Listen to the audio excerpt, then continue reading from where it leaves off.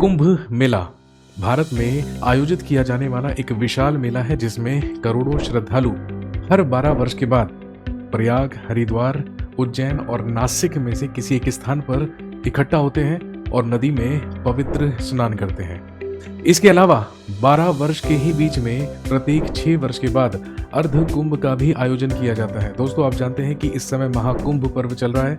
महाकुंभ मेले का आयोजन प्रयाग में किया जा रहा है। इससे पहले ये वर्ष 2013 में हुआ था। अर्ध कुंभ 2019 में आयोजित किया गया था।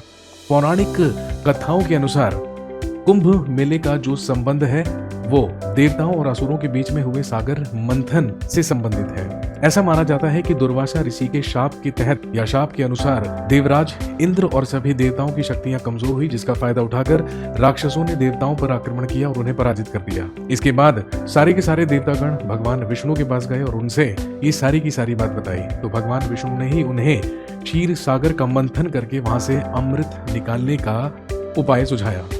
तो बस असुरों के साथ संधि करके देवताओं ने सागर मंथन किया और उसी सागर मंथन से एक कलश, एक कुंभ निकला जिसमें अमृत मौजूद था। और उसी अमृत की प्राप्ति के लिए देवताओं और असुरों के बीच में 12 दिन तक युद्ध चलता रहा।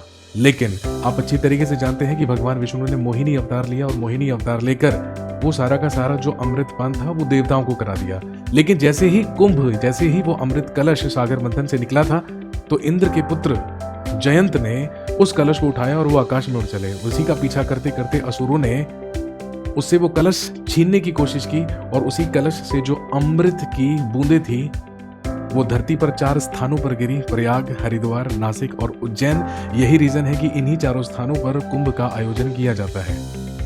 और ध्यान रखेंगे, देवताओं और असुरों के बीच में जो 12 दिन का युद्ध चला तो ऐसा माना जाता है कि देवताओं के 12 दिन मनुष्य के 12 वर्षों के समान होते हैं। यही कारण है कि कुंभ मेले का आयोजन हर 12 वर्ष के बाद किया जाता है। जल्दी से मुझे बताइए कमेंट करके कि महाकुंभ पर्व में सबसे ज्यादा पवित्र स्नान कौन कौन से माने जाते हैं।